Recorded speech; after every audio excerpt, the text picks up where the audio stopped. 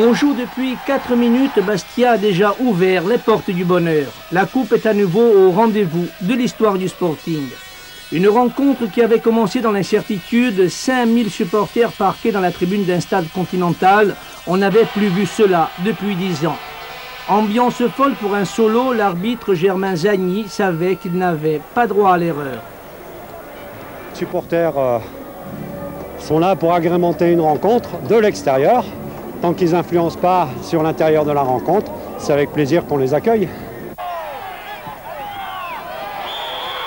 Contesté par les Niçois, l'arbitre a surtout pénalisé les Bastiais. Un but parfaitement valable refusé à la 8e minute. Une faute suspecte sur Mangione non sifflée dans la surface de réparation. 6 cartons jaunes collés aux joueurs corses. Et ce n'était pas assez pour Jean-Noël Huc, l'entraîneur de l'OGC Nice.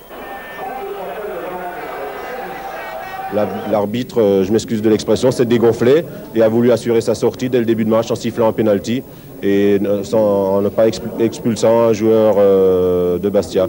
C'est quand même bizarre qu'il y ait 7 cartons jaunes à Bastia, 7 cartons jaunes et pas 2 fois le même. C'est quand même un peu bizarre. Autre inconnu, l'attitude des supporters qui avaient pu dissimuler quelques pétards malgré une fouille à la sauvette confiée à une compagnie de CRS. Résultat, un joueur niçois commotionné par l'explosion d'un pétard, ce même joueur qui se portait comme un charme, peu après, à quelques secondes du coup d'envoi. Bizarre, mais juste de quoi faire monter la pression d'un cran dans la tribune. Quelques affrontements inévitables entre irréductibles des deux camps. Là encore, les supporters niçois n'avaient rien à envier aux supporters corses. Le public a été mercredi soir l'élément incontournable du succès de Bastia. En deuxième période, les Bleus ballottés et bousculés ont tenu, portés par 6000 Corses. Heureux club insulaire d'avoir de tels supporters à qui l'on pardonne tout dans les instants de bonheur.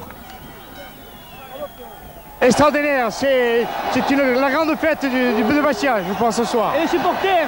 Merveilleux, ce soir je crois qu'on avait un 14e homme, c'était bien. Je crois qu'il faut remercier tous nos supporters qui ont cru en nous et qui nous ont fait confiance jusqu'au bout. C'est fantastique, c'est grâce à eux je pense qu'on a réussi à tenir le résultat. Ça me fait énormément plaisir, surtout pour les supporters, même si ça a été un match à l'arraché.